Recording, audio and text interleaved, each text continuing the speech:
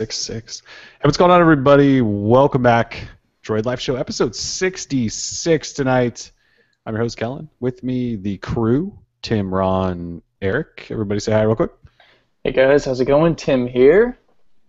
Hey, this is Ron. Hey, Eric's back. Eric is back. We'll have to talk about that later, your backness. So welcome back after a couple weeks. We have a boatload of stuff to go over since we're still kind of on our every other week schedule. Like the massive Moto 360 leak from last week, Moto X rumors, Moto Shamu rumors. The Galaxy Alpha was announced today. We've got Galaxy Note stuff, Galaxy event coming up. Verizon's doing all sorts of stuff to piss everyone off even more than usual. A couple of polls to talk about, it's maps, games, all that stuff. We'll try to be quick, probably going through some of these topics, but if our pre-show chat about the Motorola 360 is anything, we'll see how much of this stuff we get to. So let's start there, actually, with the Moto 360. So last week, pretty big leak. It was, I can't remember, it was an Italian site. Anyway, the guy goes by Mr. Gadget, and he essentially posted a mini review of the Moto 360. Not sure how he got a hold of one, but he did. And in his review, he said some stuff like it could get 2 to 3 day battery life, which would be awesome. And but the biggest thing we saw was, well, so I should go back. When Tim and I got a hold of the device at Google I/O, Motorola handed us these units, and on the back side of them, they had these sort of stickers that were perfectly placed on the back to cover things up potentially. And they kind of said to us, sorry, we had to, perfectly place these stickers here, and they wouldn't really tell us what was underneath them. So this guy posted a picture without those stickers, and now we know why Motorola was covering that up. Because underneath those stickers is basically a lot of the specs and features of the device. So we now know it's water resistant at an IP67 rating. It's definitely made of stainless steel. We even know the type of steel. It has an optical heart rate sensor, wireless charging, and a pedometer. So some stuff in there that nobody else is doing. We also got a picture of it wirelessly charging in a dock, which looks kind of cool that you could just set it. And I don't know if this is the actual Moto 360 dock that was pictured or if this guy just had like a random cool wireless charging dock, but I think it's probably the one for the device. You basically just set it down and it starts charging. So you don't have to deal with all the little attachments and contraptions and stuff that a couple of the other watches use. Let's see, what else did he say? He said the display in the sun is awesome. He said it still works better in the sun than like the G3 and Gear Live. Then we just basically got some more pictures of it and stuff. So pretty massive leak, although we still don't know when it's coming or how much it'll cost or any of that stuff. Did you guys take anything away from that leak? Anything excite you or get you down? I'm just as oh, sorry, I can't even talk. I'm just as, if not more, excited for the device after seeing it. I mean, dude, it's sweet. So it has a few, like the heart rate sensor or heart rate monitor or whatever. I was not expecting that whatsoever. I'm happy that it's water resistant, although I sort of expected it would be, considering that the other two, the Gear Live and the G Watch, are water resistant. So I'm pretty sure Motorola wanted to stick with that. I don't probably Google themselves are trying to like push OEMs to make sure that it's water resistant. Yeah, that surprised me a little bit just because of the design and stuff. But yeah. Yeah, absolutely. But seeing more pictures of it, it just blows my mind. Really can't wait to get one. I know a few people are kind of taken aback by the whole ambient light sensor on the front and how it cuts off the display a little bit. But when we played with it at Google I/O, it looked really good, when you're kind of looking down at it, and depending probably on the watch face, you hardly notice that it's there. So I think it might just be that picture that makes it look real apparent, but I don't find that the cutoff display is a real big deal for me. It's definitely not a deal breaker in my book. Still looks like probably the best smartwatch that's going to be available, hopefully soon, and that's all I got to say. So Tim's kind of referring to this picture of it charging. This is what we were talking about before the show. This picture of it charging, and the animation kind of goes around the ridge of the device in a circle to sort of show that it's a circle.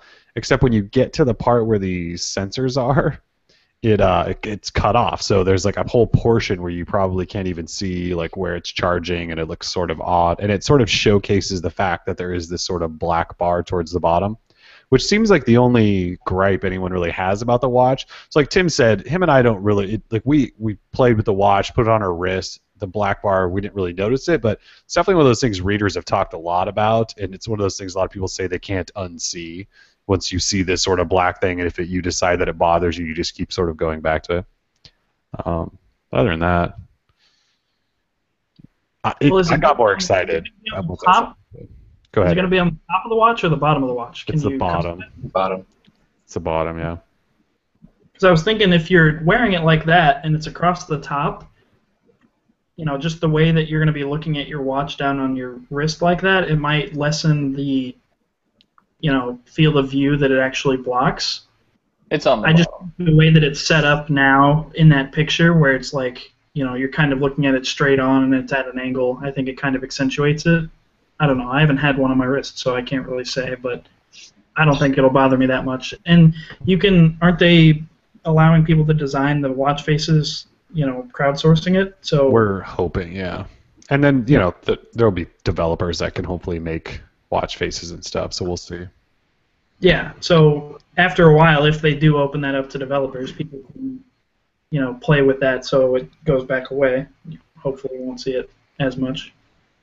Hopefully it won't be as apparent. It just like for the people that don't that are bothered by that, this picture of it charging just Set totally 'em off. it totally accentuates it, yeah. I guess I don't really care, you know, if it doesn't look good while it's charging. Like, I could give it an S. You know, like, I mean, come on. It's Right. charging. I understand, you know, from a design standpoint, it doesn't look very lovely. But give me an effing break here.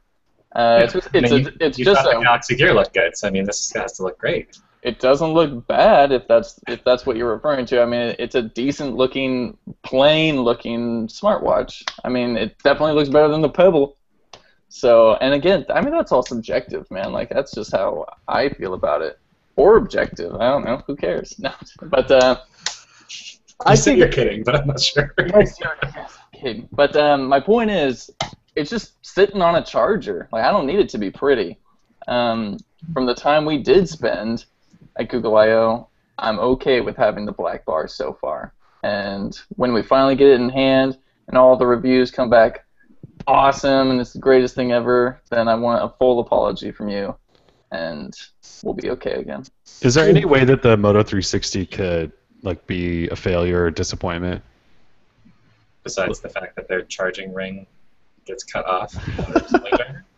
Besides the fact that Ron really hates that black bar that gets cut off, that cuts off the charging ring. Besides the fact that nobody looked at that and said, hey, maybe we should adjust how this is designed. Maybe they will adjust it, Ron. This could be prototype stuff right here. We don't know that this is like official legit. Come on now.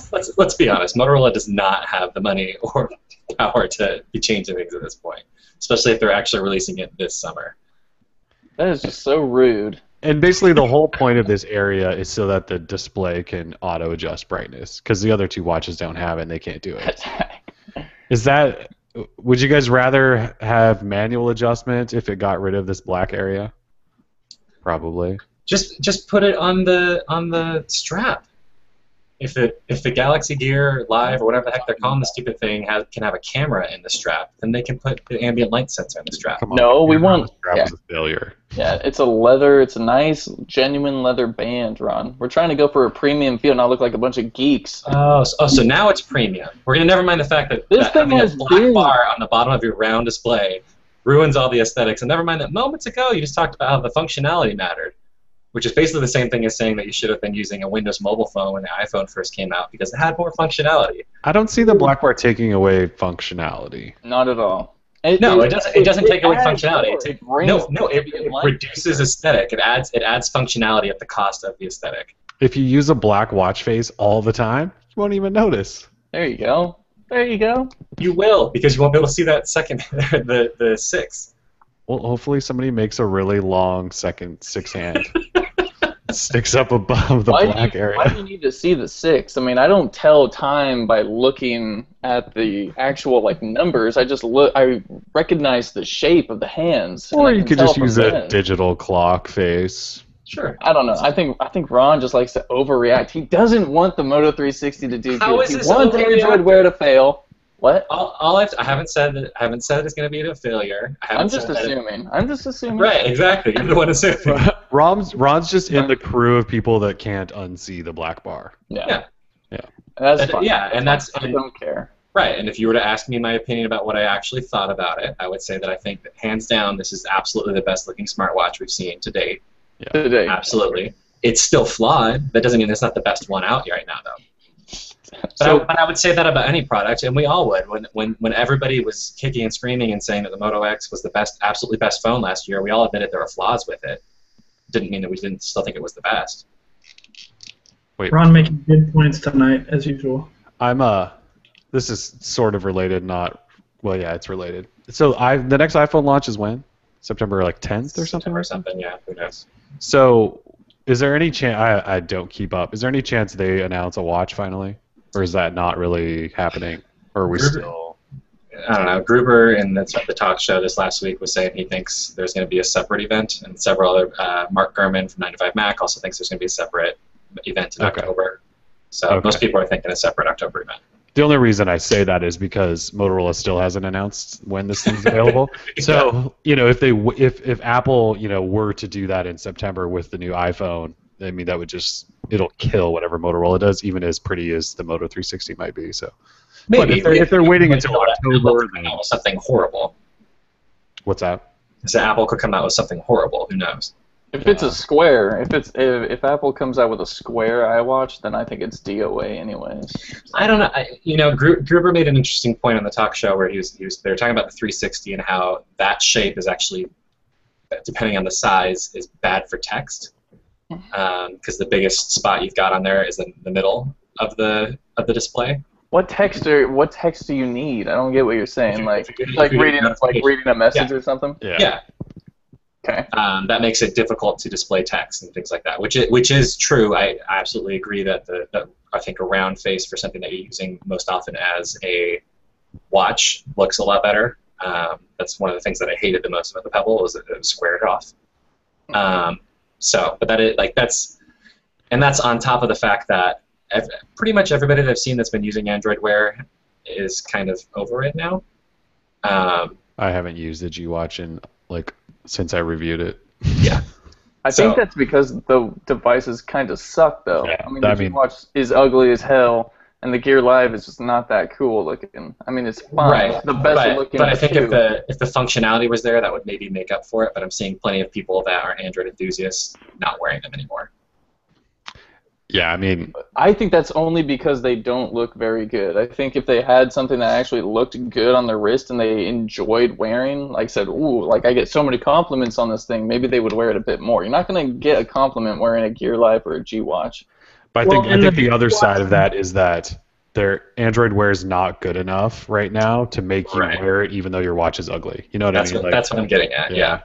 There's nothing dragging people to Android Wear, keeping them on it, even though they have kind of an ugly watch. Right, because that was the thing with the Droid. When Android 2.0 was out and you had the original Droid, it definitely was uglier than iOS, but it had more functionality than iOS did, so that brought people over. Right.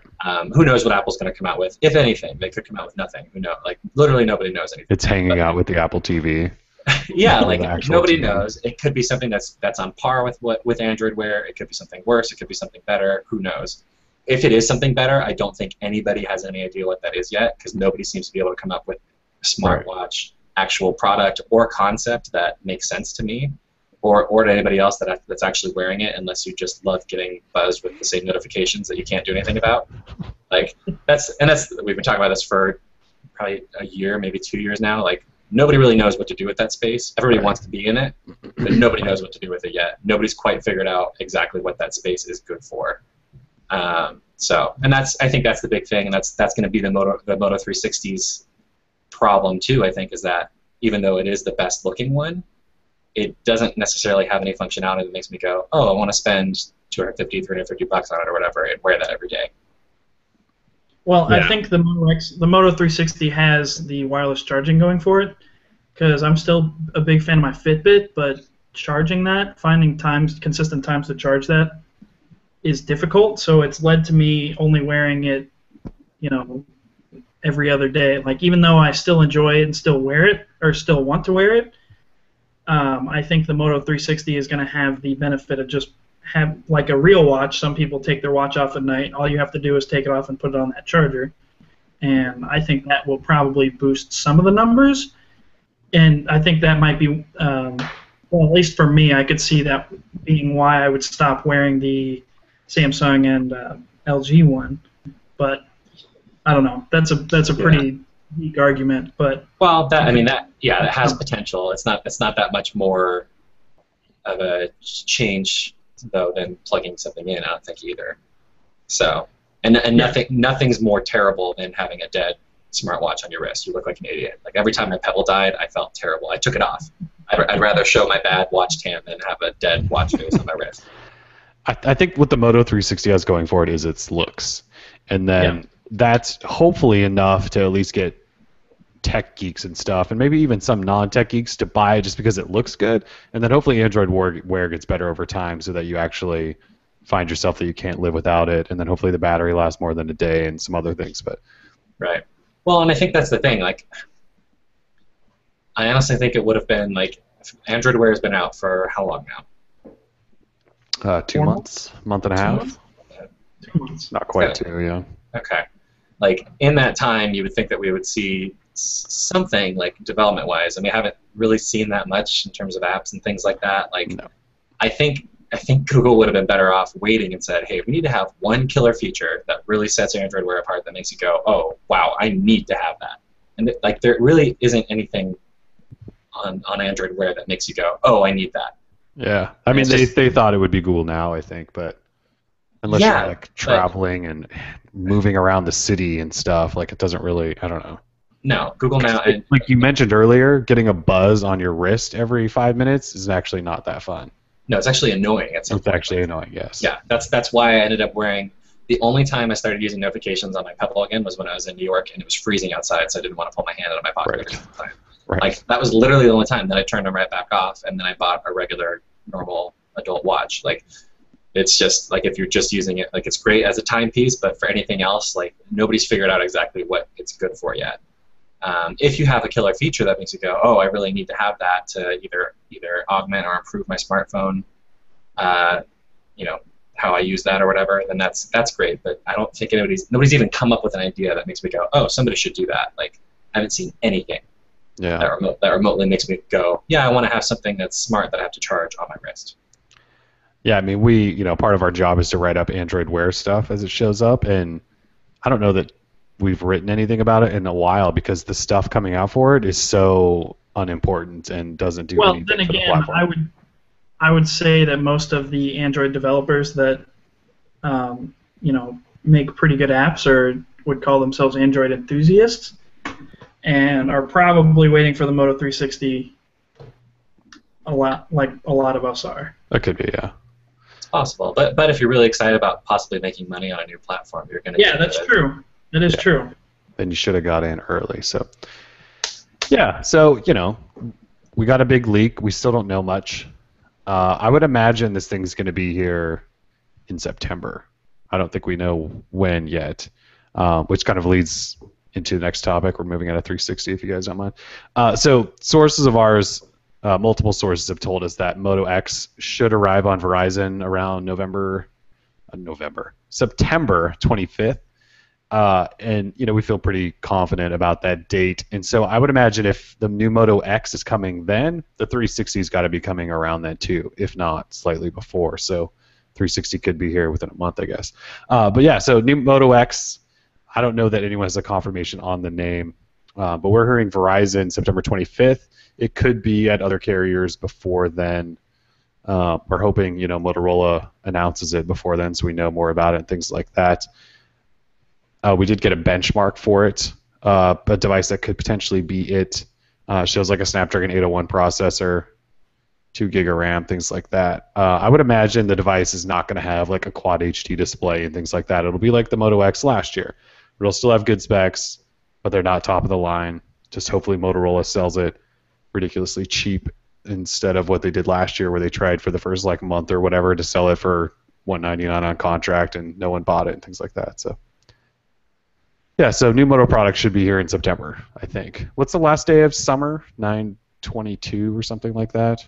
And I think they said late summer, so they're running out of time. And the 25th is actually outside of that date, so hopefully they sell it on AT&T before that.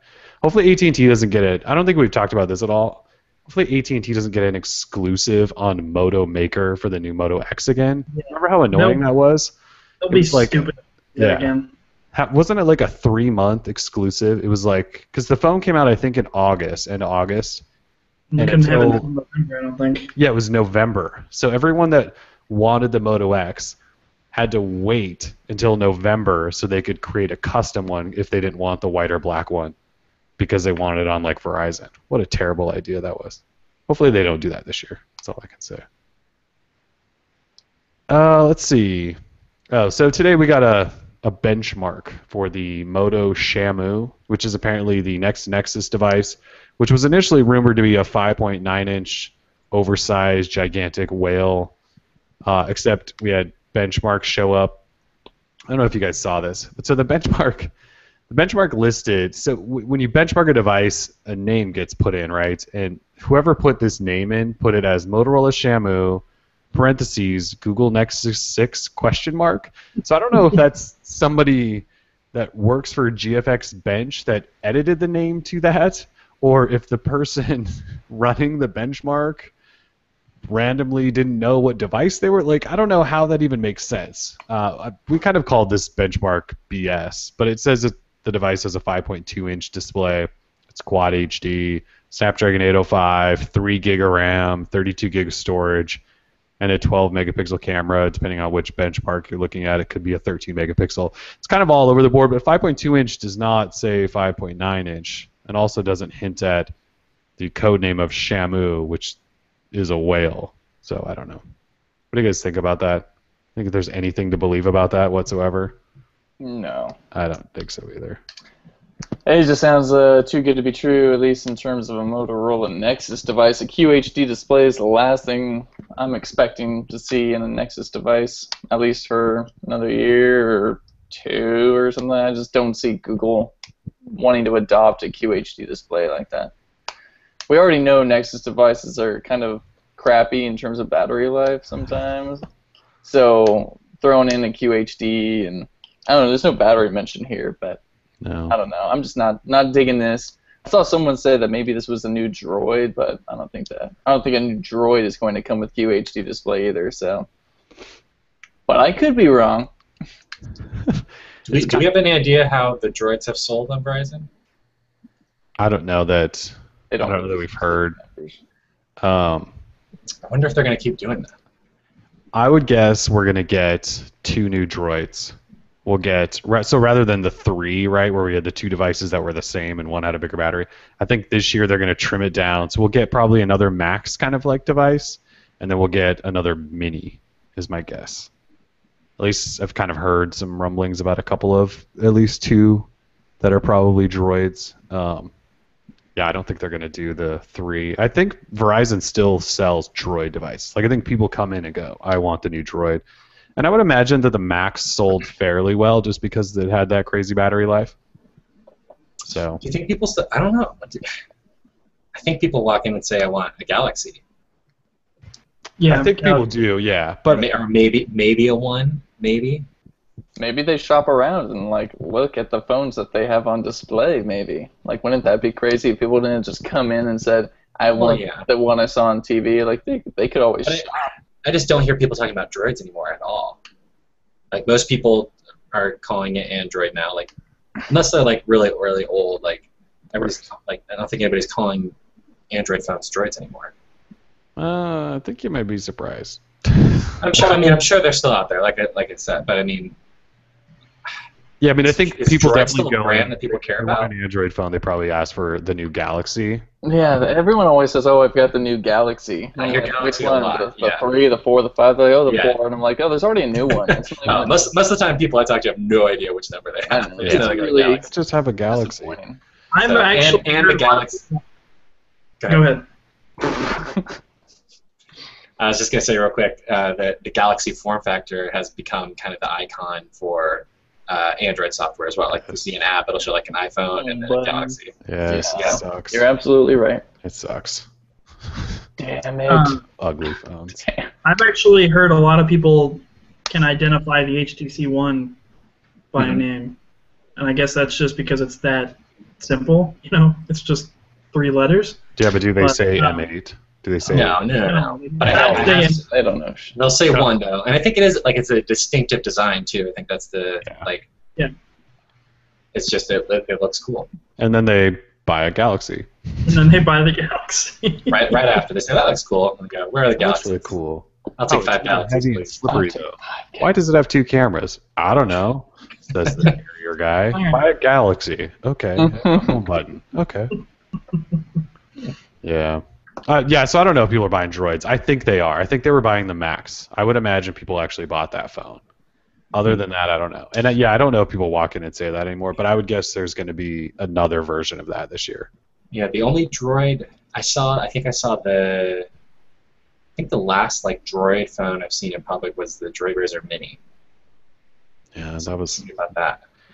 Well, and I mean, I can't tell you the last time I actually saw a Droid phone in public, Mhm. but That's what I'm saying. Like I think Verizon liked that brand still. I think they What still was the, feel like it could survive. What was the Razer Max called, or the Droid Max when it came out on AT&T? What was the naming there? Atrix. No, like the new one, like the last one that they released with the big battery. I don't think they had one on AT&T. Mhm. I think the last 2 Motorola devices, well, they had the Moto X, but they had otherwise it was Atrix and then Atrix HD. Oh, that's what the Atrix XD. My grandpa has one of those, and that's the only time I ever get to see like a Motorola phone in the wild, not a Moto X. That was an interesting phone. Yeah, I think I actually that- reviewed that randomly. Yeah, that was a couple years ago. That phone's old now. Yeah. Yeah, so I don't know, Droids. I think that Verizon won't let that die for a while. Even if no one buys it. It's kind of silly that, Motorola pushes the Moto X as its flagship and then Verizon is like, no, Droid. Get these Droids. It's just too many devices still. Yeah. Too much in the market for 'em. We Just talked some- about it a long time ago, but there's just so many devices still. It's dropped quite a bit though. I mean, when you walk into a Verizon store, there's not as much. Yeah, you don't as have used to like be. 3 HTC devices, and then like 4 Droids, Right. and then Samsung doing their own thing, and then a couple of iPhones, and then actually I was Random told that. BlackBerry. Yeah, I was gonna say BlackBerry, but somebody told me the other day that I can't remember the date, but that Verizon was no longer going to carry BlackBerries in store. You had to order them online only. It's online only. Yeah, it was a few months ago, I think. Was it a few months ago? Okay. Yeah. You might see a Windows phone, maybe like one. See, and I've completely forgotten that even exists. I know that's terrible, but they're so irrelevant. Like, at least BlackBerry makes headlines for just saying dumb things because their CEO spouts off or something at, like, little tiny companies like Blackphone. Like, the BlackBerry controversy is the funniest thing. Like, Blackphone's like, thanks for, putting our name in the headlines, BlackBerry. Yeah, Windows Phone, I don't even know what's going on there anymore. I saw they got Swarm today, the app. Yeah. Yeah. Good for And it doesn't look like a Windows Phone app, which is great. Oh, really? It actually just looks like normal Swarm. It just looks like a nice app. God, Windows Phone sucks. All right, we can move out all this Motorola stuff. There was lots of Motorola stuff going on, which is usually a big deal, but most of this is just so up in the air, we don't really know where to go with it. But today, big news, the Galaxy Alpha was announced. And it's metal. At least the frame is metal. The back is still a removable, flimsy piece of plastic that's textured, though. This is the new design standard for Samsung going forward, apparently, according to the press release. And the specs basically show a device with a 720p display, 2 gig of RAM, a really tiny battery, 12 megapixels. 720p? Yeah, it's 720p. Ooh. Yeah. 32 gig of storage, no SD card slot, which is a first for Samsung in a while. I actually reached out to their PR and said, "What's the deal? Why isn't there one? I need a quote." And they said, like, "Yeah, we'll get right back to you," and they won't get back to me now. So I don't know if I touched on something there they don't really want to talk about. Anyway, so no SD card slot. 12 megapixel camera. It does have fingerprint sensor and heart rate monitor. And they ditched USB 3.0, those giant, god-awful charging ports. Good. Yeah, and went back to 2.0. And the device is really slim, though. It's 6.7 millimeters. It only weighs 115 grams. It's definitely slim, but I mean, you can see that it does have a removable backplate. Maybe they just couldn't fit an SD card in there, and they were like, "Crap, we're out of room and we're out of money." Like, what's the processor on it? It's an octa-core Exynos. Octa-core. Yeah, I don't know if it's an Exynos 5 or what. They didn't list that. Right. They just said octa-core. So, at my new job, I walked in, and the only other person that has a Android phone is the website builder, and everyone else has iPhones, and it's a Mac-dominated world there. So they always make fun of us for having Android. They always throw jokes. So it was just him and I in the office, and I was like, "Hey, I saw the post on Droid Life that it got announced. I was expecting some big thing from Samsung, but I just heard nothing, and then opened the site, and new phone." So I sent it over to him. I was like, "Hey, you're gonna get this? It looks like an iPhone. Maybe they'll stop making fun of us now." And he's like, "So when iPhone created a cheaper phone, they made it out of cheaper materials, and it sold really well. And then when Android makes a better phone, or makes a cheaper phone, they make it out of more expensive materials and less specs." And I was like, "Yes, that's exactly what Android does." Basically. Yeah, people still go, "Haha, you have an Android phone?" Like, people still do that?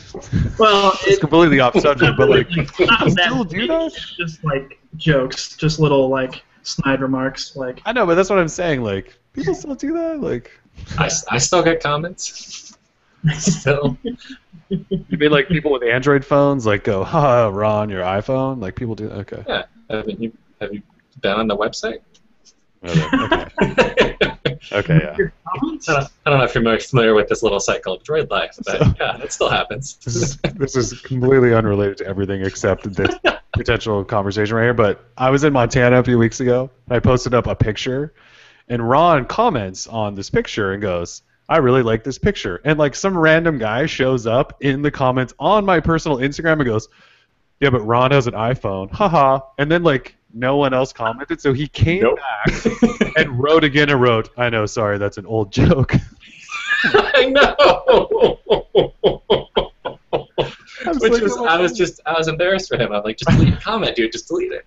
Nobody knows how to delete comments though, so here's how you do it. Okay, tutorial for everybody, because nobody knows, and it's super annoying because then they like rewrite it again, or like post like, okay, so what you do, you tap on comment, and then you swipe to delete over your comment, or you can report a comment that way. Turns out, so that's how you do it. So please do that, people, and don't do what this guy did, because then I'll feel sad for you. Oh. Okay, so apparently people still do that. I guess it's kind of surprising me. I just thought that was so old and childish that people didn't necessarily do that anymore. But you're right, Ron. People do it all day to you. So I'd imagine people do it in the real world as well. Way. Yeah. And they clearly do it to Eric. I don't know. Yep. Eric and the website programmer obviously deserve it, but normal people. Yeah. They're sharing Galaxy Alpha links at work and stuff like that. Yeah, I mean, who does that? Come on, Eric. You know better than that. So this Galaxy Alpha, the Galaxy Alpha is coming early September. We didn't get any markets announced whatsoever. There was no press event.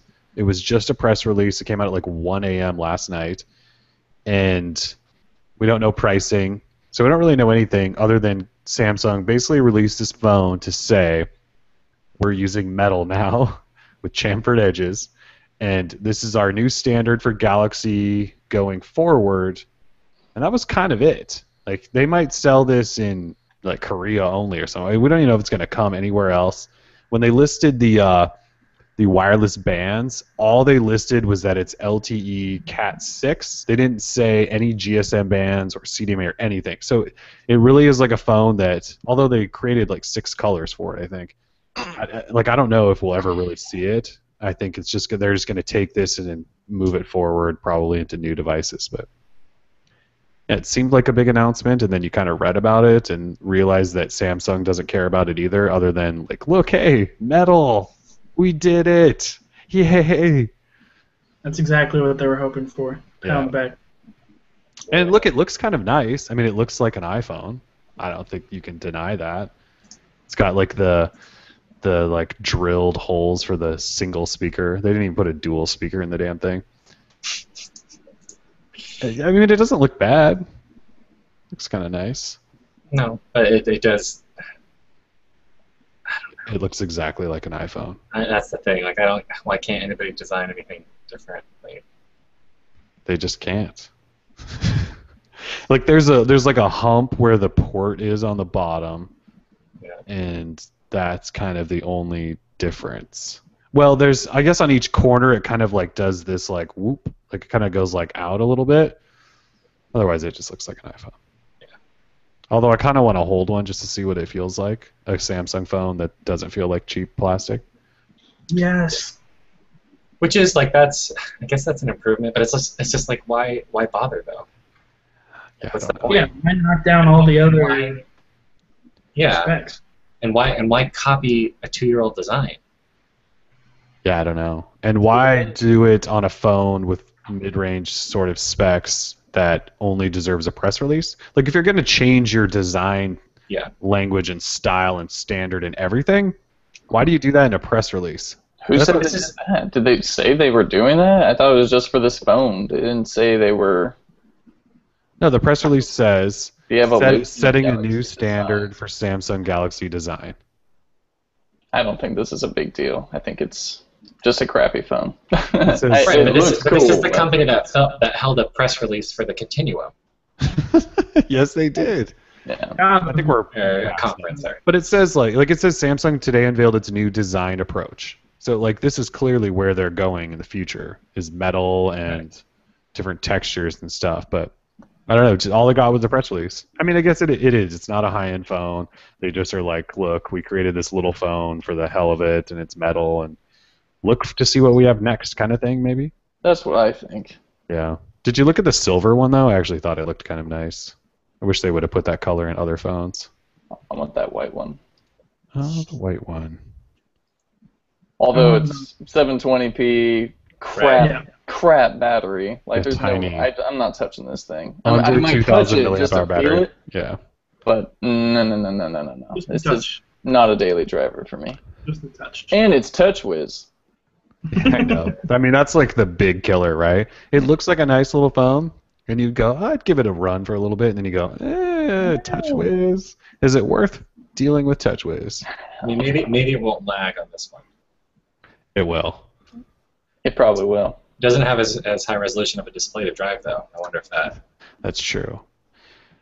That is true, but I don't know that it matters. Samsung phones have lagged for years, no matter what the resolution. If they would have specified which octa-core that was, then maybe we could know a bit more about how it will perform driving only a 720p display with 2 gigs of RAM. But it could be like last year's jank model. Like, Gosh. I don't trust Samsung to release a phone that performs well. That's How many gigs does the S5 have? gig? Two. Oh, 2. 2. 2. It's got 2 gigs of RAM and still lags. Like, Well, that phone's crap. Like, I know, but it's just like you've got 2 gigs of RAM. Like, what are you doing? I don't know what they're doing. Their software team sucks. Look at TouchWiz. It is so ugly. Look, it got improved a lot in the last version. It's Sure, still, but like dressing up a turd, it's still a turd. yeah, it's still a turd. we're not saying it's not a turd. We agree. It is a turd.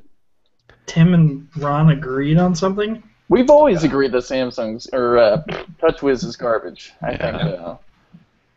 So I actually like the look of this phone. I'm not gonna lie. it looks cool, but Be lured in. it's crap, dude. The trap. Trust me, yeah. Yeah, I mean, I'm never gonna buy one. You just like it because it looks like an iPhone that runs Android. I Probably. think that's why it's cool. Down inside. It looks Damn like Tim. it looks like Don't an call me out old like that. iPhone. Yeah. I'm just flipping through the pictures. I like the space gray one. Wait, the space gray of the iPhone? Yep. It looks like a Xiaomi phone is what it looks I like. just want an iPhone. That's all right. So that was announced. Just get a Xiaomi phone. It looks exactly like it, and the software is way closer. Xiaomi. Yeah. Somebody who Pocket Now got a Xiaomi Mi 4 the other day. Man, I kind of want one just for like 5 minutes. I don't think they have Google services, do they? No. Yeah. So never mind. I'll just. That's the problem. Just sideload it. You'll be fine. Yeah, that's true. You can't always just sideload everything. All right, so Galaxy Alpha, that's official. Can't buy it. Who knows if you ever will. And that leads us into the Galaxy Note 4, which is pictured, well, a couple of things. So first, Samsung actually announced an event for September 3rd, and the invite said Note on it, basically. We know the new Note's coming. I believe that's the week of IFA, which is when they always announce new Galaxy Note phones. So September 3rd, Tim will be there in New York. They're actually doing like a triple event. They're doing the global event in Berlin at IFA, also one in Beijing, and then in New York. And so Tim and Dave will be on hand for that. Galaxy Note 4 exclusive right here in my hand. Oh, I'm just kidding, it's the S5. So sneaky. So the phone, at least allegedly, got pictured. And it also looks metal. And chaffered. I wasn't even paying attention when you pronounced it. I was like, I wonder how you pronounce that word. Anything? Is that what you said? I think it's Chamfered? Chamfered. Pretty sure it's chamfered. Unless you're in an Apple video, that's chamfered. Chamfered. Okay, just making sure. No one ever used the word chamfered, by the way, until Apple chamfered something out bezel. That's exactly right. And then everyone's like, chamfer! I don't even know if that's the correct use of the word chamfer, but just chamfer all the edges. Chamfer it all. So Galaxy Note 4 photographed. So pictures were GSM Arena. 5.7-inch Quad HD display, chamfered all of everything, and a back that looks kind of faux leathery, but not quite as cheesy maybe as last year's. And lots of squareness going on. Everything's square. Definitely an S Pen. USB 3, that giant USB 3.0 port that only Samsung uses. But metal. So I asked Tim earlier today. I said, "How heavy do you think this phone's going to be if it's got a metal frame and a 5.7-inch display?" Probably pretty heavy. It's going to be heavy. Has to be. I will say the front, looks pretty good. We're talking minimal bezel going on here. The top bezel looks real thin. And those edges, no bezel at all. Yeah, no bezel at all. Although, the bottom with the home button and the recent apps and the back button, man, come on, just let it go, Samsung. Just let it go. If you're going to use a physical home button, I'd rather they just keep the menu button. I don't know why that is. I actually completely agree with that. I never use recent apps button for some reason because I find that it lags out every phone that I use, especially on the G3. Like, it stutters. I'm like, well, I'm never touching that button again. Speaking of the G3's recent tasks, it's so terrible. You'll be in an app, get out of it, and you'll hit the recent task to go back into the app you were just in, and it's not there.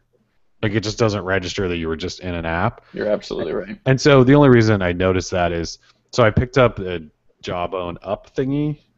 I don't know. Another stupid Fitness Panda test. Actually, I like this one a lot. I'll probably write it up. But its app isn't supported on the G3. So I had to sideload it. Yeah, not supported. So it's super laggy and terrible on the G3, and it disconnects all the time. And so I have to go into recent tasks and kill the app and open it back up so it reconnects. And so that's how I noticed the G3's. Yeah, multitasking is really terrible. I've been finding on the Moto X recently when I go into multitasking, I'll click on the bottom one here. And then it'll open up a completely different app. Like this time it actually worked, but sometimes I'll click on Gmail at the bottom and it'll open up Chrome, which is 7 tasks up. I don't know. I believe Google has addressed that in Android L because their recent apps thing was really broken, especially dealing with Chrome and things like that. Like if you go from Gmail and click on a link and get into Chrome, it still thinks you're in Gmail, even though it opens up. Yeah. So they've addressed their whole back button thing has always been screwy with that, which Yeah. I'm sure is tied in together with where you're going from app to app. Yeah. So in Android L, they've addressed a lot of that. It's a little bit better, but I know what you mean, Eric, and I think it's that. So hopefully you'll see an update to that soon. Actually, we didn't mention that, but Motorola's Punit Sony said that Android L is for sure coming to the Moto X. That's good news. Nice. Anyways, back to Note 4. So, Surprise. yeah, so September 3rd is Note 4 day. I want to talk about Note 4 real quick and how it's reported to have this QHD display. So one of Samsung's reps, he's like a PR guy, Philip Byrne, I believe. Yeah, Phil. Yeah, Phil. Yeah. He was on Twitter. I think it was either today or yesterday, and he tweeted out that he was looking for apps that support QHD because he was trying out like the other people's QHD phone. Sure. And he made it sound like, QHD sucked because there are basically no apps that are made for QHD. Right. And with the QHD display coming to Galaxy phones, at least reportedly, I think it's so silly to start. I felt like he was just trying to start a little flame war, because everyone's like, ooh, QHD, but Samsung phones are getting QHD. Yeah, one already has it, the Galaxy S5. Right, and he's already just kind of talking smack, and I don't appreciate that. You're calling out Phil Byrne. Yeah, I'm calling you out, brother. No, I don't care. I just thought it was stupid how the way he went about it. I will say that we need apps to support it, but there's really one phone that has Quad HD. I was complaining to you about this the other day, wasn't I, Tim, about wallpapers? Like I had an icon pack that had some sweet wallpapers in it, and I hit apply on the G3, and it didn't fit. Like it was cut off on the top and bottom, and it was an icon pack where you couldn't individually download the wallpapers, so it really pissed me off. And so I couldn't even use them. It sucked. I should complain to the dev. Absolutely. And the Capital One app, if you guys have a Capital One card and use the app, you have to scroll. Actually, the U.S. Bank app's the same way. You have to scroll in the app because it just pulls up a web page, I think. And you have to scroll around because it doesn't show everything on the QHD display. It just freaks out and doesn't work properly. Yeah, it's kind of a mess. The G3 definitely struggles to get apps to work properly, which is kind of unfortunate. Yeah, a lot of the wallpaper apps I've been downloading, I can just tell, they say full HD resolution, and I'm like, yeah, right. Not for the phone I've got. And so every time I apply a wallpaper, it's just blown out. And so it sucks. Developers just have to pick a new standard, and that's 2560 by 1440. That's right. Websites look bad and stuff. If you look at some websites, you can tell they're made for, I don't even know, not even 1080p. 720. Yeah, it's pretty bad. Yeah. Well, and that happens every single time there's a new jump in res. Yeah, I remember on, what phone was that? Well, I remember when the iPad got its first, did it get its first Retina, I think? And everyone went, oh my god, the web looks terrible. Yeah. And it was the same thing. That was on all the MacBooks, too. Yeah, when the MacBooks got it, everyone all sorts of weird. Yeah, everything looked really bad. Yeah. Well, same thing with the Yoga 2 by Lenovo. If you use that, which runs Windows, tons of applications don't size correctly. That's in Windows. You think that would get worked out. No, still weird issues. So I hope we don't go above. There's no signs of us going above Quad HD, are there, on phones? We didn't need to go above 1080p. No, we didn't. But you can make a great argument we didn't need to go above 720. Well, Apple. Yeah, we talked about this before. We can't keep going up until we have some battery innovation, which we're never going to get. Well, not just battery, but I think this is something that I'm working on right now. But we get a sneak peek of the next Ron article. Yeah, sneak peek. But there's a problem with the display. Android phones have been bigger than iPhones for a very long time. But iPhone displays display more stuff. They display more stuff, yeah, and it's it drives me crazy. Especially even on something like the Moto X, where okay, I've got these side by side. They're almost the same size, right? Moto X is a slightly larger display. Mm-hmm. But you go app to app, and from Instagram, Path, Tumblr, major apps, even though the display is larger and higher resolution, I can see more on the iPhone, and that drives me absolutely crazy. So it's almost like a zoom level, you're saying? Yeah. That sounds like a developer problem. It's absolutely a developer problem, because what they're doing is it's partially a developer problem, it's partially a Google problem, because Google needs to set standards basically and say, hey, you can have multiple size displays or whatever, but they've got to be one of these. That way, developers have something to shoot for instead of shooting for one of 100 different display sizes. Because then otherwise you have to make your app just be able to move in any display size, and that's not good. That's how you get crappy stuff like in Windows. So you've got to have something to shoot for. That way you can just say, okay, this is the amount of content to display, and then apps like Instagram and stuff like that have to figure out what they want to prioritize. If they want to prioritize the image or comments or whatever else, and then figure out how to display it so that you're actually showing more content. Because that's it's super annoying to have people like this latest Samsung commercial where they're talking about how the next big thing has already been here. We've had giant phones for a while. And it's like, yes, you have, but my tiny iPhone shows more than your giant phone. So it doesn't matter. It's the same thing as having a high resolution, a big 32-inch TV that is the same resolution as my crappy curved tube TV. It doesn't matter. The resolution and how you're displaying the content has to match. Otherwise, you're not showing anything, and it's not superior in any way. You just have a giant phone that shows you less information. Yeah. I mean, I guess I don't have an iPhone, so I don't have that to compare to. You know what I mean? If you've only ever had an Android phone, you wouldn't know that.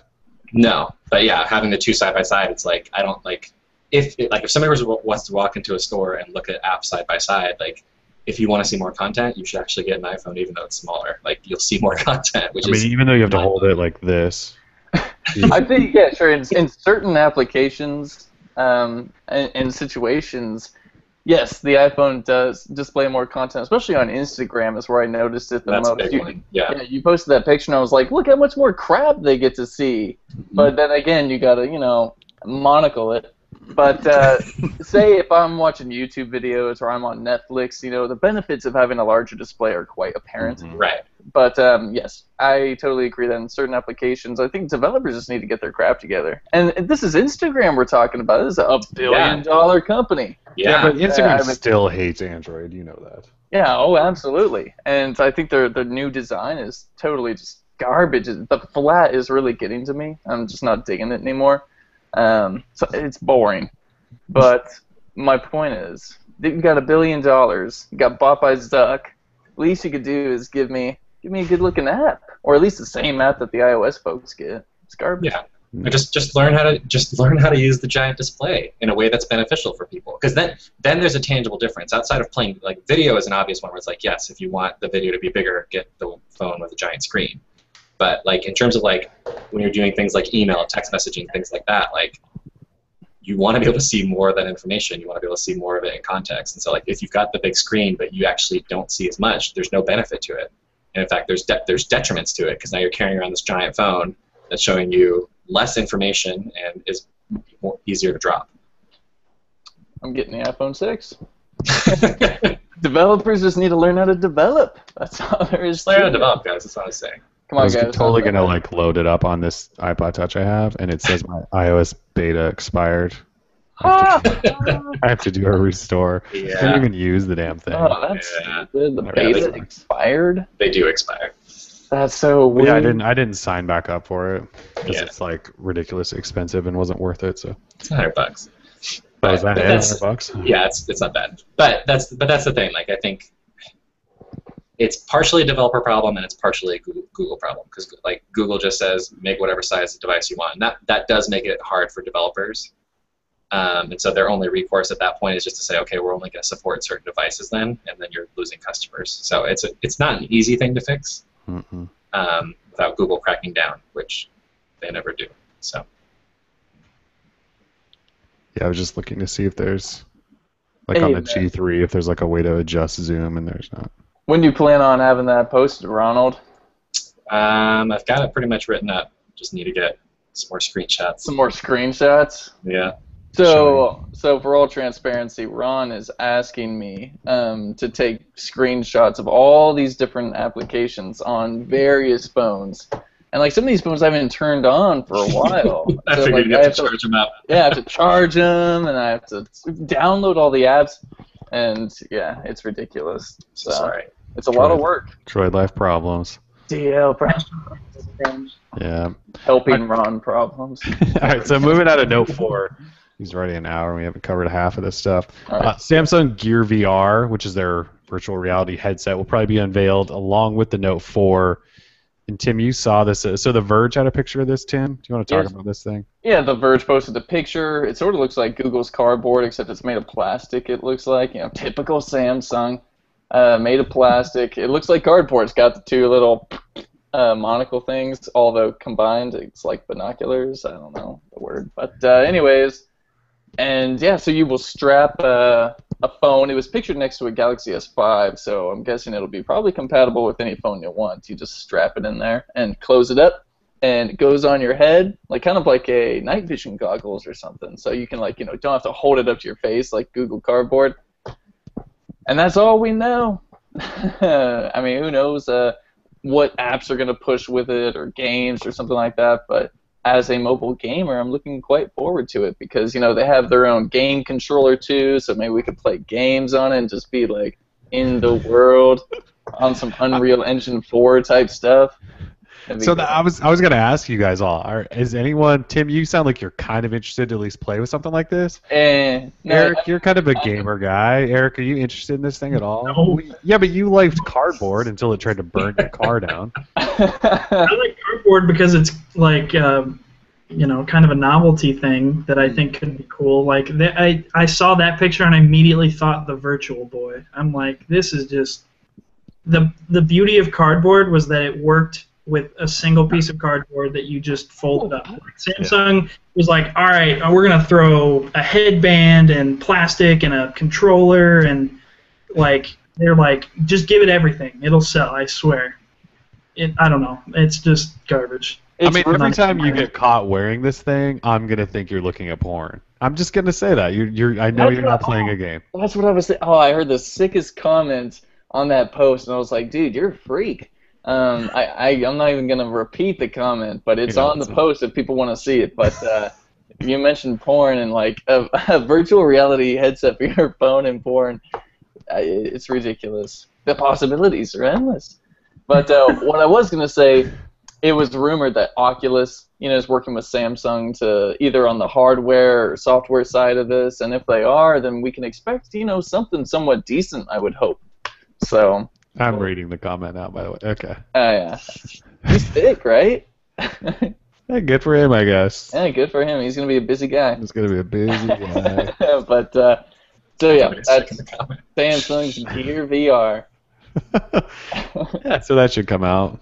I mean, I have zero interest in it, but apparently the world thinks there's interest, right? Because Oculus maybe has helped partner with them a little bit on this. I don't know. Didn't Oculus and didn't Facebook buy Oculus? Yeah. But there's been talk, I think, of Samsung's VR headset having something to do with Oculus. Maybe they just offered them tips. I don't really know. Mm-hmm. Kind of weird. So that's coming. Is there anything else coming at that event? Probably like 3 more tablets. Oh, yeah. Well, they're going to have, the Galaxy Tab SS, Galaxy Tab S7 10.1s. I don't think they've made like a 7.4-inch device yet, so we'll probably get that. And the Tab S 8.6, yeah. 10.6, 13.1, 12.3. We've got to cover all the inches. Are we going to get the Tizen watch, the sequel to the Tizen watch already? Because, they just got to pump those out as fast as possible. Oh, I think that is a rumor, actually, that there's a watch that's going to have it'll hold a SIM card, so it'll be like a standalone. You can buy a data package for it. Samsung. Oh, Samsung. Yeah, they just throw a lot of things at the wall, hoping stuff sticks, So. I'd be okay with it if they were forced to hold a press release for everything they release. Yeah, that would slow them down. Yeah. All right, that would save me on trips and stuff, so that'd be kind of cool, I guess. Yep. So that's happening. Lots of stuff happening in September. It's gonna be a huge month, but it usually is. We usually get a bunch of announcements. It's gonna be huge. I was tweeting with Marquez Brownlee, MKBH Dizzle, and it's gonna be a huge month. I know. He said it first, and I was like, yeah, I can confirm that it's gonna be a pretty huge month. Yeah. Samsung's got an event. Apple does. Motorola's got to do something, right? We're assuming, right? Yeah. And then I don't know what HTC's up to, if they've just like thrown in the towel, or maybe they'll do something. No, they're releasing Zoe for everybody to be able to use. Oh, Yeah, that's so right. They're a big software push. company. That is them throwing in the towel. They're like, okay, here's our crap software. Take it and we're out. Peace. You guys wanted this, right? Because everybody's still using Vine. Yeah, So you everyone was wanted an talking about alternative. Zoe. HTC No, what is about hanging the, out with BlackBerry on BBM. They're the only one. What about that rumored HTC watch? That'll be out sometime soon, right? Oh, Oh, yeah. apparently that's not it. They totally denied that, and they said Except nope, they're that lying, wasn't it. because I know what it looks like. Yeah, because they got money to just spend on frivolous designers to just design things that won't exist. Right. Come on, HTC. So HTC Watch is Q4 launch, by the way. I don't know if anyone said that yet. That just reminded me on the last Robert Downey Jr. commercial they did, where the sticker is still on the Yeah.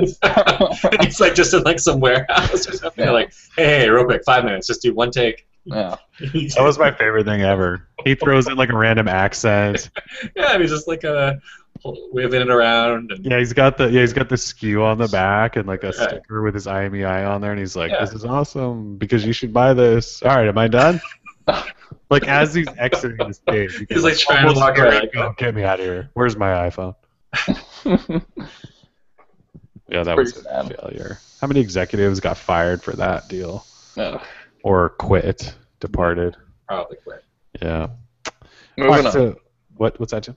Moving on. Yeah, so Verizon, we'll try to whip through this. Verizon's done a whole bunch of things in the last week, 2 weeks.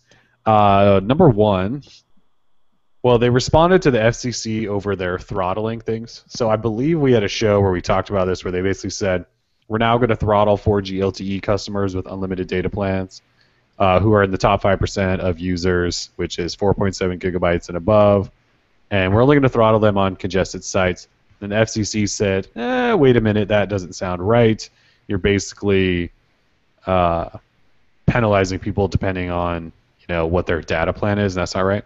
And so Verizon responded and said, everyone's doing it, and unlimited data users have no incentive not to hog resources, so we should be able to. And we're only doing this when they're on, high traffic sites, whereas other carriers that are doing this do it for, an entire billing cycle and all this stuff. FCC sort of then kind of responded by asking other carriers for input and stuff. So that's a saga that hasn't ended yet. So I want to comment on that real quick. Yeah. As shady as Verizon is being this past couple weeks, like they do have a point that if you're on unlimited, you don't have any incentive not to just use as much data as you want. That No, but that's like a terrible excuse, right? It is a terrible excuse, but it's still true. And I remember when I moved into my first apartment down in Bloomington, and I didn't have internet for like the first weekend, and I tethered my rooted phone to my laptop and watched Netflix and used about like 10 gigs of data across like 28 hours. It was nuts. Yeah, and I get that. But the thing is, they sold you that unlimited data plan. They at one point said, unlimited data is awesome. We're going to sell you this plan, and you bought it, and you should be able to use unlimited data. There's no, like when you sign up for unlimited data, nothing ever told you, don't use Netflix, don't use 20 gig a month. You bought an unlimited data plan. And so now they're saying, well, that's not cool. You can't just use it as you want. Well, why'd you sell it to me like that then? And I know things change and things evolve. I'm just saying that's what their argument is that you have no reason not to just go tear up the network. But I'm sorry, they sold you an unlimited data plan. I don't know. And I know there's, arguments either way, and, people like Ron don't want you killing their network and things like that, and that's fine. Stay away from my house. Yeah, stay away from Ron's house. I don't know, it's just they want us all off of unlimited data plans, and they're making us out to be the enemy. Is basically what they were doing there, and I think that's a shitty low ball move by them. But Don't say the S word. sorry, apologies, children who are listening. Hey, kitties. Yeah, hey, kitties. And angry parents who are now turning this off. Oh, they turned us off. Dear Droid Life, don't you know my daughter listens to this show? God. All right, so there's some other things. Also related to unlimited data, they closed a loophole. Well, they're closing it as of August 24th. And it essentially is a loophole that some of us were using to transfer upgrades around. So basically what they're doing is if you have an older like feature phone line or something like that, and you steal that feature phone's upgrade and then move your phone over to your unlimited line, if you use the upgrade on that feature phone line, they're forcing that line to now keep a data package for 2 years. And so anyone that was taking advantage of that loophole is now pissed because now they have to lock in a $30 per month data package. So they're closing that. Doesn't affect anybody else that has other data packages on other lines and they're swapping around upgrades. It's basically only for those of us that were really cheating the system by using a feature phone. Like I seriously have a feature phone line open on Verizon with like an old Samsung flip phone. I don't even know what the phone is. And if I need an upgrade, I just kind of steal it from there. And so they closed that loophole.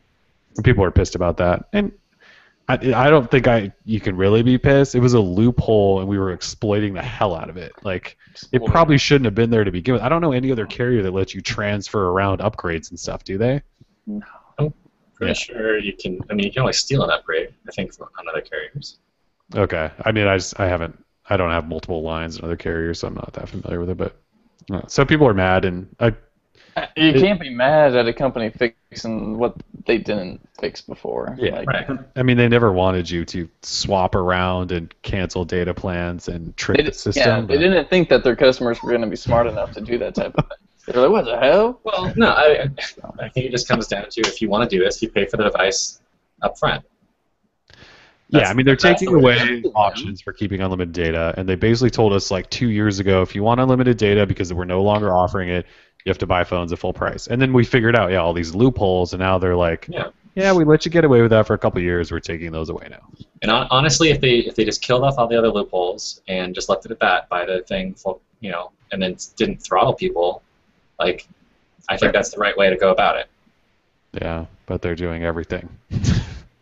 And I love anytime we get sent information from within the company, like all the options are, if you want to avoid this, sign up for a more everything plan. It's like, this crap. Whatever. That's the best thing you do. There can't be that many unlimited plans out there still. Maybe there are. I don't underestimate it. Well, but obviously they're enough to where they're hurting big enough networks. I mean, that's where when they're hurting major networks, then it matters. It doesn't matter if there's only 3 people there if they're all using like tons of data. Yeah, that's true. I think they blow clearly that out of Verizon's proportion, changing. dude. What's that? I think they blow that out of proportion. Like, users are the ones that are causing the problems. Well, I mean, Verizon's network was good on LTE. We all experienced it, and now it's not. The only thing that's changed, those towers aren't that old. The only thing that's changed is how many people are on the network, and how many people are using it. I think Verizon just wants more money. Blame the unlimited data users. Yeah. It's always their fault. What drives me nuts about this whole thing, and I talked about this in I don't know how many posts, but like if there's a guy that has a more everything like 10 gig plan, and he's using like 8 to 9 gig a month or something like that, he's tethering, he's doing whatever he wants, which is above the 4.7 gigabyte top 5% they use. It doesn't matter because he's on a more everything plan. Like they just are like, yeah, even though you're a top user and you're just hammering the network, we don't care because you have a specific plan. But that unlimited guy over here that's barely using over 5, we're gonna hammer him every time he gets on a congested cell site. And that's what I think's so terrible about it. Like they really are discriminating between your plan, even if somebody over there is using more data than you. And that's a crappy move on their part. And that's them just saying you have unlimited data and we don't want you to have that. And that sucks. Yeah. Totes. But from a company standpoint, if your options are spend a ton of money to maybe help your infrastructure, it may or may not, who knows. I mean, this is honestly like having this many people on a cell network, like this is a brand new thing. There's not like a historical precedent for how you're supposed to handle this kind of network traffic. Like it's a new thing. Like if your options are either try to get people on tiered plans so that they try to use less data, or try to beef up your network and hope that helps. Like, yeah, I would be pushing people onto those plans. Like, that's more likely to help out. And you're gonna have to do both, right? Yeah. But if you can help alleviate the problem in the meantime by doing that, I mean, it's from Verizon's perspective. I think they're trying to go about it as best they can. Yeah, I just think they do it in some pretty terrible, shady ways, way too often. Like the FCC said to them, this better not be, an economic move. This better be because you have an engineering problem and you need to fix the load on your network. And they didn't really say either way. They just said everyone else is doing it. Because if it is an engineering problem, that communicates that they don't have the most reliable network. Right. So they can't say that. Right. So but the reality is it's probably both. They want more money and fine, you're a company. You're supposed to make money. That's your job. And that's your job to your shareholders. Fine.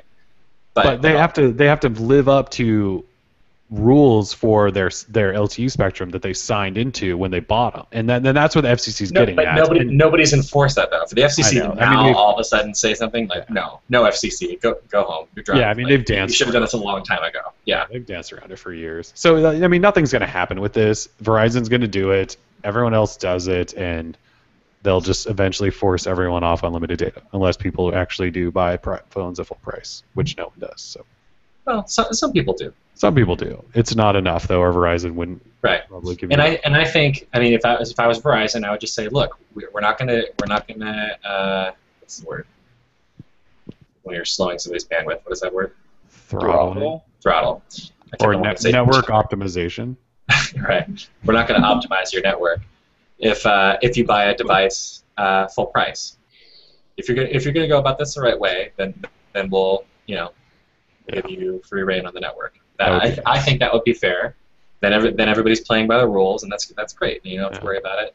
And because that is the thing, it's a tricky balance, but obviously it's people using LTE on the network that they're worried about, but they're not supposed to stop that. So it's hard. Yeah, so what else did they do? LTE only phones, maybe not coming till the first part of 2016. Their CFO, Fran Shamo, said that this week, which is kind of surprising because their chief network officer, I believe she is, Nikki Palmer. The blonde? No, I don't think it's her. She said, like a year ago, expect them when we launch VO LTE, which is coming at the end of this year. So a whole another year out seems pretty far out. Maybe he was wrong. I'm not sure. So LTE only phones. And then they remembered that the CDMA radios in the phones are what are allowing them to keep such a tight. Right. Like we need to hold on to this. Yeah. Because once LTE only phones come out with Verizon, there's potentially you could buy phones that are LTE only unlocked and just connect them to Verizon's network. They can't turn you down. But it's the CDMA. Yeah. So we'll see how that plays out. Nicola Palmer. That's right. Yeah. Yeah. VP and CTO. Okay. CTO. That's what she is. Yeah. Let's see. The other thing, we don't really have to touch on this, but they think we're fools because we don't want to upgrade on 2-year contracts to get discounted phones. That was on Facebook.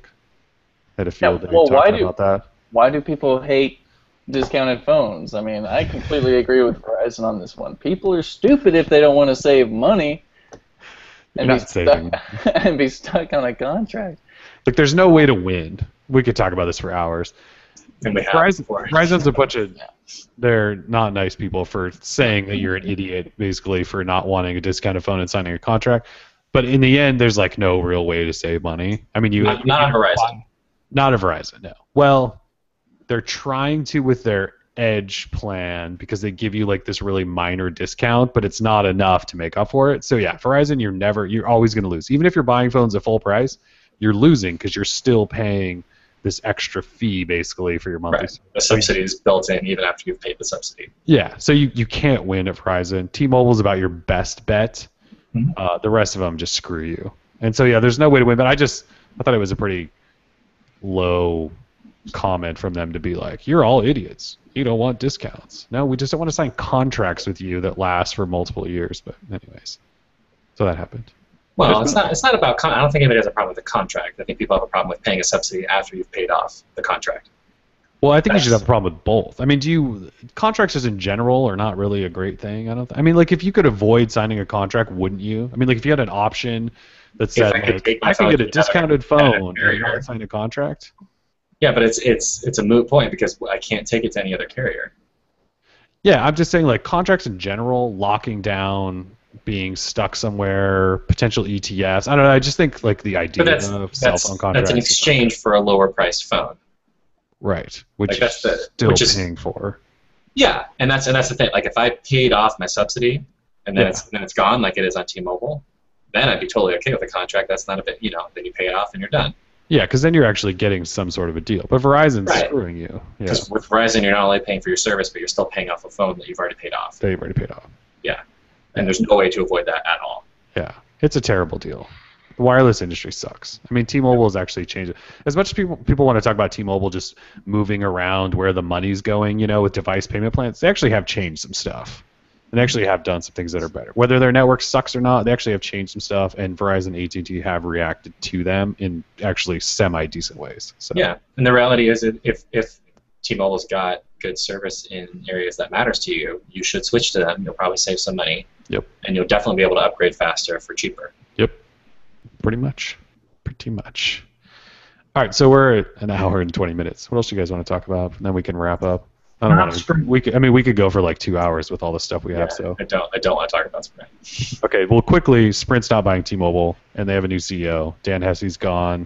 The new CEO owns a soccer team and is owning another soccer team and is really rich and doesn't even need a job, but he's going to run Sprint. Turns out CEO is rich already. Yeah, he's worth like $2 billion or $1 billion. Sorry, not two. He's worth $980 million. But once his company is bought by SoftBank, he'll be worth more than like $1 billion. But yeah, he's going to run Sprint. What a good guy. I wonder what his salary will be. God, I hope it's huge. Because Dan Hesse walked away with like a $40 million severance or something. It was crazy, and he was terrible. I mean, he didn't have much to work with, but like, he didn't do anything for the company. They need to invest that money into the network, I think. But that's just me. I think Dan Hesse's going to invest it in some things that are probably not Sprint. Oh, he's gonna buy some type of team. Probably He's buying an island next to Larry Page. Oh, there you go. Larry Page or Eric Schmidt, maybe. Maybe Eric Schmidt too. Yeah, Larry works. He goes to campus. Let's see here. Let's see. Google Now for Enterprise could happen someday. Maybe that's not really that big of a deal. All right, I'm curious. Do you guys, with your group of friends, do you text message them more often, or do you use like an instant messaging app? Because our readers send lots of text messages. I personally don't send like any at all. Yeah. I have like a couple of friends that like I don't know if they actually know what Gmail is, so I text them. Everyone else I've kind of gotten on Hangouts. But like, what do you guys do the majority of? Is it an instant messaging app or is it texting? I try and convert. Like I've converted all of my family to Hangouts, but a few of my friends are still texting. So I just, have it rerouted to Hangouts, so it's kind of like I'm having a hangout. But, and, they have iPhones, so they're like, they don't want to download an app just to be able to talk to me through Hangouts, because they don't care that much about me. Right. So, but yeah, most people, I try and get on Hangouts. Because then I'm like, I try and say, hey, I'm on Wi-Fi all day, I can like talk to you super quick if you're on Hangouts. So, I don't know. Texting. Ron, text or messaging? So I use iMessage with anybody that has an iPhone. Yeah. And then I use the people that I talk to the most that have Android phones, we use Hangouts. Okay. So there's a handful of people like I'm not going to try and talk my dad into using Hangouts or anything else like that. But me and Ron use Hangouts together. We do. Hangouts is good sometimes.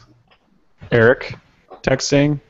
I'm kind of in the same boat as Tim. I got most of my family and coworkers and stuff on Hangouts, but for some reason people don't want to.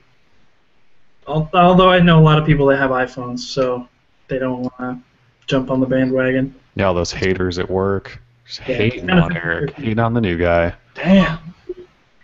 They use Apple products, like everything, and then they use Google Apps to run. Of course. Pretty much the whole business. Of course, because they're cheap. So kind of like Google. Yeah. Basically Google, yeah. Kind of like Droid Life. Yay. Okay, so even quicker. Friends and family own iPhones or Android phones? Majority. Mine mostly are Android phones. My sister-in-law owns an iPhone. I think the majority would be Android for mine.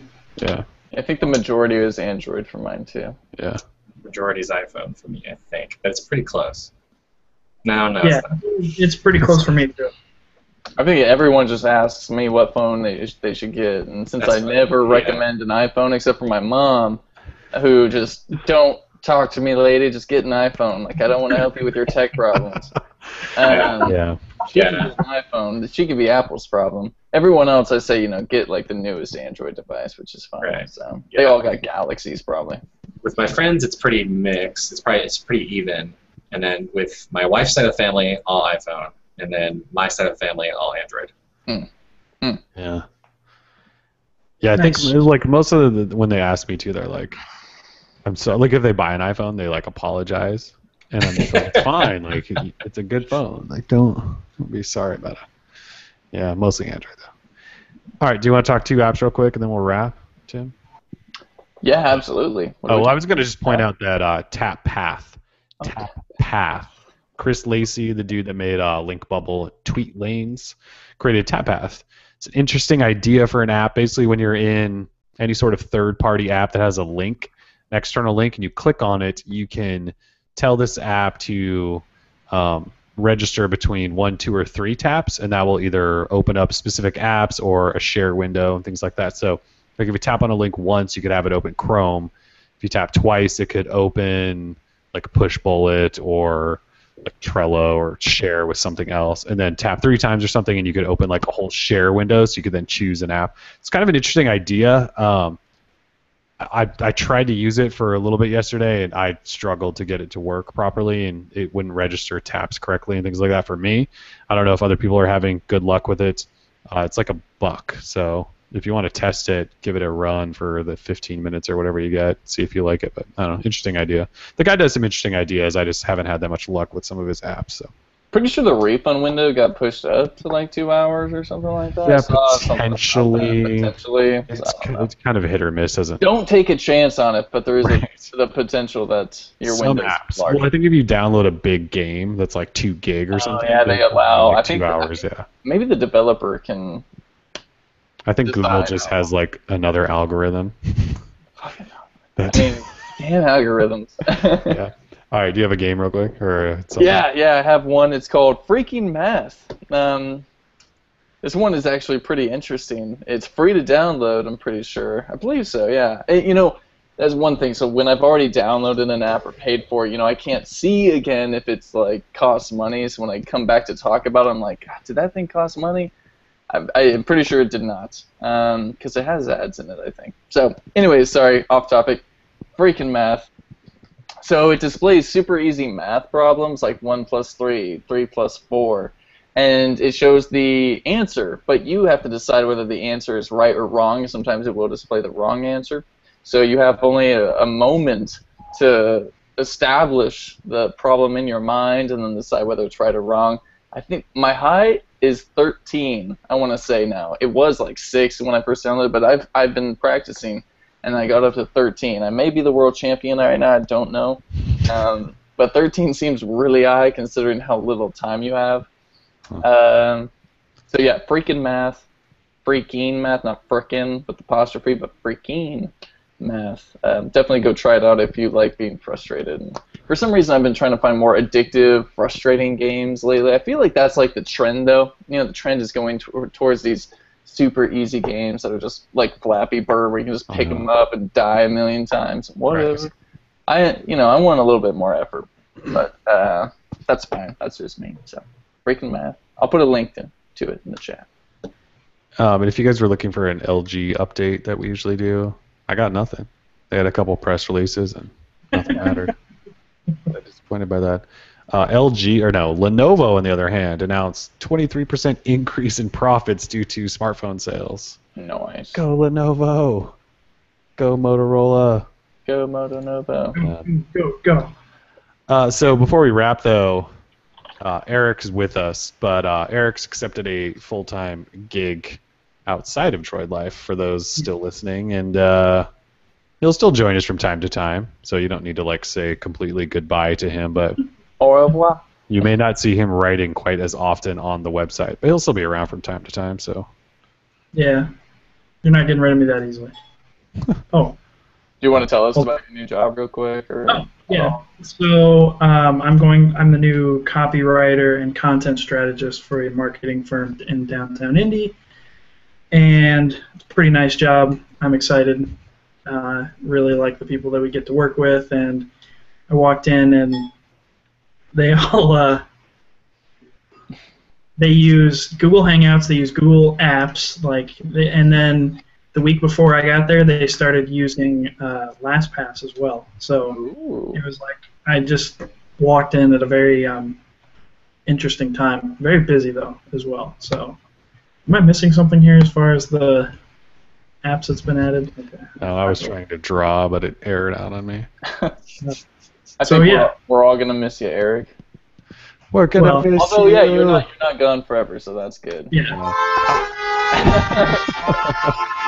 How long has it been? You've been with Droid Life for like 2.5 Yeah, it would have years? been 3 years in August. God, that's a long Crazy. time. That's a long time. Wait, it is August. Yeah. It is August. We've existed for a long time.